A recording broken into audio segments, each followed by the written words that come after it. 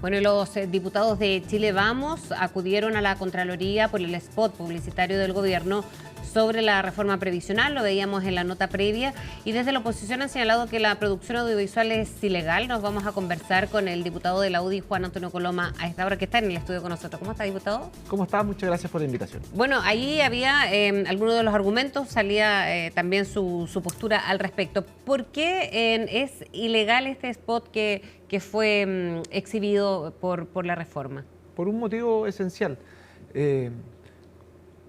Uno entiende que el gobierno quiera estar en campaña, que se vienen las elecciones, empezar a gastar recursos públicos. Pero no hay que olvidarse de que en la Cámara de Diputados se rechazó el destino del 6% adicional. Por lo tanto, hoy día en la ley que está siendo tramitada en el Congreso no está cuál es el destino del 6%, que es precisamente aquello a lo que hace alusión la campaña comunicacional del gobierno. De la Cámara salió que va a haber un 6% adicional de cotización, pero el destino, que el gobierno quería el 6.0, el 4.2, el 3.3, no salió rechazado. Por lo tanto, lo que está haciendo es haciendo campaña sobre un proyecto de ley, que ya no se puede, pero que sobre un proyecto de ley y una norma del proyecto de ley que fue rechazada y que no hay ninguna indicación por parte del Ejecutivo del Senado. Por lo tanto, es una manifestación de intenciones que a nuestro juicio, con plata pública, no se puede hacer. Ahora, el tema, por ejemplo, del spot propiamente tal, decía la ministra Jara aquí en CNN Chile, que también es una forma explicativa de llegar a la ciudadanía por la desinformación a la que se ha expuesto la información de valga la redundancia, ¿no? O los contenidos de las propias instituciones privadas, que en el fondo, decía ella, ha habido una campaña de desinformación que hay que contrastar. Sí, yo creo que aquí el gobierno confunde desinformación con que ha perdido adherentes de la propuesta original de este gobierno. Pero no, este gobierno partió con la lógica del 6.0, del fin de todos los recursos a las cuentas de las personas, y los chilenos, en probablemente la elección más informada de la historia de nuestro país, que fue el plebiscito de salida del 4 de septiembre, uno de los ejes centrales fue este, que se discutió con franja, con papelería de lado y lado, con argumentos, en debate, y la gente se fue formando la convicción de que quiere que sus recursos vayan en sus cuentas individuales y que como país veamos cómo ir mejorando la PGU para que sea un complemento de las cuentas. Lo que pasa es que el gobierno, como perdió, por decirlo de alguna forma, la batalla comunicacional, porque la mayoría de los chilenos se inclinaron por una postura distinta, empieza a acusar desinformación, cuando lo que hay es una ciudadanía muy informada que no comparte la postura del gobierno. ¿Cree que la ciudadanía está muy informada con la reforma previsional? Yo estoy seguro que sí, debe ser de los temas que más se han discutido y sobre todo respecto del destino del 6% del fondo de pensiones. ¿Y por qué no ha avanzado más el debate? Que en el fondo tiene que ver con las voluntades políticas y ha costado mucho, también lo decía la ministra del Trabajo, que ha costado mucho porque ya es la tercera opción, ¿no?, de sacar una reforma previsional, pero siempre este 6% de cuánto plazo tiene de guardar un porcentaje u otro, de qué depende esos porcentajes para que sean pronto las mejorar las pensiones. Sí, a ver, en el gobierno del presidente Piñera, que es probablemente cuando estuvimos más cerca, porque acuérdense que de la Cámara salió una fórmula aprobada que el Senado finalmente nunca despachó, de hecho lo está durmiendo hasta el día de hoy, como estaba paralizado, el gobierno dijo al final, ¿saben qué más? Nosotros vamos a crear igual la PGU. Y eso obviamente cambia la forma en la cual se enfrenta, porque es muchos recursos desde el Estado, donde el Estado apoya en forma solidaria, con los impuestos de todos los chilenos, apoya a aquellas personas que hoy día tienen las pensiones más bajas. Entonces lo que nosotros decimos es, como existe un apoyo, que esperamos que vaya creciendo, porque no hay que olvidar que el gobierno nos prometió, y lo hablábamos fuera de cámara, que iban a terminar con 250.000 pesos la PGU, pero hasta el momento solo ha subido por el IPC, ya vamos a llegar a los 250 por IPC. Bueno, entonces que el resto del 6% vaya a las cuentas de las personas por dos motivos. Primero, porque es la única forma que tenemos de garantizar mejores pensiones a futuro.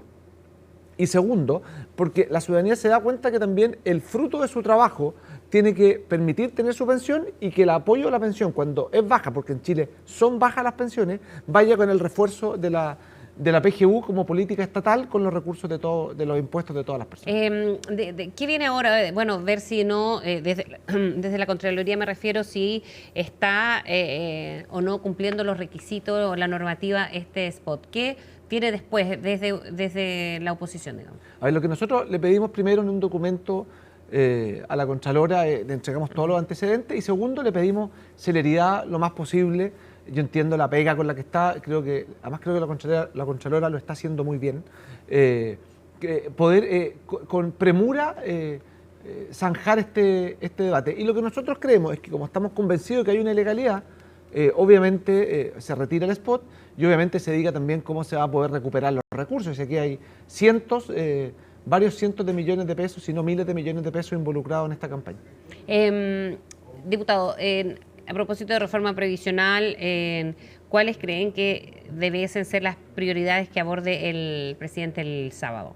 Porque reforma previsional, se sabe que el CAE, que se volvió un problema quizás para el oficialismo, porque no va a haber ningún proyecto terminado sino hasta septiembre, entonces, ¿qué se puede en la cuenta pública esperar del mensaje presidencial? A ver, yo esperaría primero ponerle punto final a la campaña de proyectos refundacionales con los que llegó el presidente Boric al gobierno. Se han ido cayendo uno a uno por el peso de la realidad. Por el tema de seguridad, por ejemplo. Yo todavía recuerdo, hace 2 años atrás, el presidente y sus ministros hablaban del Gualmapu, y hoy día se cumplen esta semana 2 años de la militarización, muchas gracias, de la macrozona sur. Hoy, o sea, esta semana, 2 años con los militares presentes en la macrozona sur.